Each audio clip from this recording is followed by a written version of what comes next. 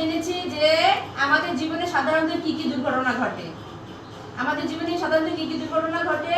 পড়ে যাওয়া, সড়ক দুর্ঘটনা, পানিতে ডুবা। হ্যাঁ, গুড। গাছ থেকে পড়ে গেলে কি ধরনের ক্ষতি হতে পারে?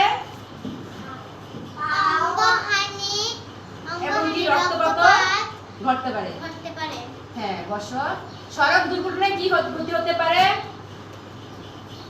অঙ্গহানি হতে পারে এবং কি মৃত্যু হতে পারে। হ্যাঁ, গুড, বসো।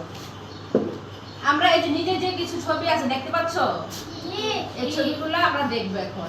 এটা কি প্রথম ছবিটা? গাছ থেকে পড়া। এটা কি? এটা কি? ফল কাটার সময় এটা হাত কেটে গেছে, তাই না? এটা কি হাতটা? পুরা। এটা কি? পানিতে ডুবা। এই ছবিটা কি? খেলাধুলা। এটা কি ছবি? এটা কি? সাপে কাটা। হ্যাঁ, এই যে দেখছো যে বিভিন্ন ধরনের দুর্ঘটনা, তাই তো? এগুলা কি আমাদের প্রতিরোধের ব্যবস্থা করতে হবে, তাই তো? আমাদের জানতে হবে এগুলা সম্পর্কে। এখন আমরা আজকের পাঠ হচ্ছে দুর্ঘটনা প্রতিরোধের সতর্কতা। এ সম্পর্কে আমরা এখন বিস্তারিত জানব। প্রথমে জানি আমরা সাধারণ দুর্ঘটনা ও তার কারণ। আমাদের দৈনন্দিন জীবনে ঘরে বা বাইরে নানা রকম দুর্ঘটনা ঘটতে পারে, যেমন পড়ে যাওয়া বা কেটে যাওয়া, আগুনের লাগা বা পুড়ে যাওয়া, বিদ্যুৎ স্পৃষ্ট হওয়া, পানিতে ডুবা, সাপে কাটা। যে ছবিগুলো তোমরা কিছুক্ষণ আগে দেখছো, ঠিক আছে? সতর্ক থাকলে আমরা সহজে দুর্ঘটনা থেকে বাঁচতে পারি। তাই এই সতর্কতামূলক প্রতিরোধক ব্যবস্থাগুলো জানা ও তা মেনে চলা কি আমাদের খুব জরুরি। তাহলে দুর্ঘটনা প্রতিরোধের সতর্কতা কি কি এ সম্পর্কে আমরা এখন জানবো। দেখো, খেলার সময় আঘাত। দেখো এটা কি করতেছে? এটা খেলতেছে। খেলার সময় অনেক সময় তো কি হয়, আঘাত লাগতে পারে। এরকম আঘাত থেকে রক্ষা পেতে হলে খেলার সময় অন্যদেরকে দেখে দৌড়াবো এবং কাউকে ধাক্কা দিব না। অন্যদেরকে এই ব্যাপারে সতর্ক করতে হবে। এটা কি? দেখো তো এগুলা কি করতেছে? কাটতেছে, তাই তো? সবজি কাটতেছে। তাহলে কেটে যাও। দেখো, ছুরি, কাঁচি বা ধারালো কিছু ব্যবহার করতে গিয়ে অনেক সময় আমাদের হাত বা শরীরের কোনো অংশ কেটে যায়। তাই এরূপ আঘাত থেকে বাঁচতে ধারালো বস্তু ব্যবহারের সময় আমরা বড়দের সাহায্য নিব। এতে শরীরের কোথাও কেটে গিয়ে রক্তপাত হওয়ার সম্ভাবনা থাকবে না। তারপরে দেখো, এই দেখো কি, এটা গাছ থেকে পড়ে যাওয়া। দেখো কি করছে? বৃষ্টির দিনে কখনো গাছে উঠবো না, অন্য সময়ও সাবধানে গাছে উঠবো যাতে পড়ে না যায়।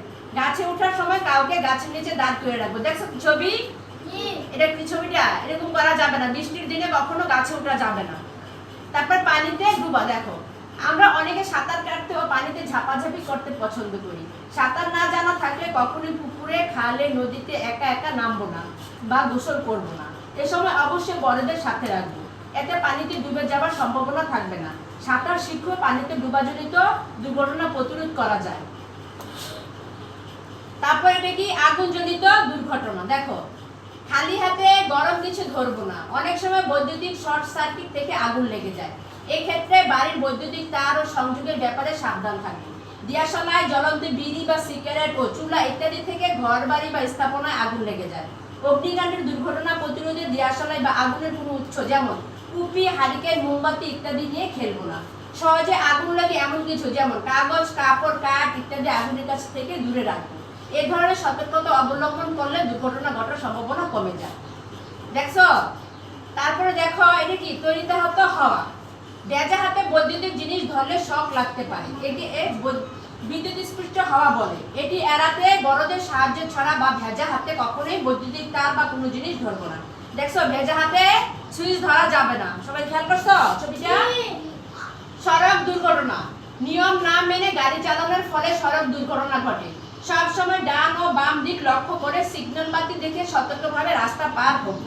এতে দুর্ঘটনা বহুলাংশে প্রতিরোধ করা যায়। রাস্তায় জেব্রা ক্রসিং অথবা রাস্তার পাশে ফুটপাত থাকলে অবশ্যই তা ব্যবহার করব। দেখছো রাস্তা পার হচ্ছে যে কিভাবে? তারপর সাপে কাটা।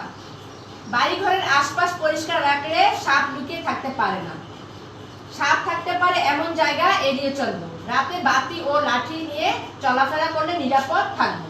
সাপের খেলা দেখার সময় সতর্ক থাকবো। বাড়ির আশেপাশে ঝোপঝাড় থাকলে তা পরিষ্কার করবো। ইঁদুরে গর্ত থাকলে তা ভরা করবো। দেখছো লাইট নিয়ে চলাফেরা করতেছে।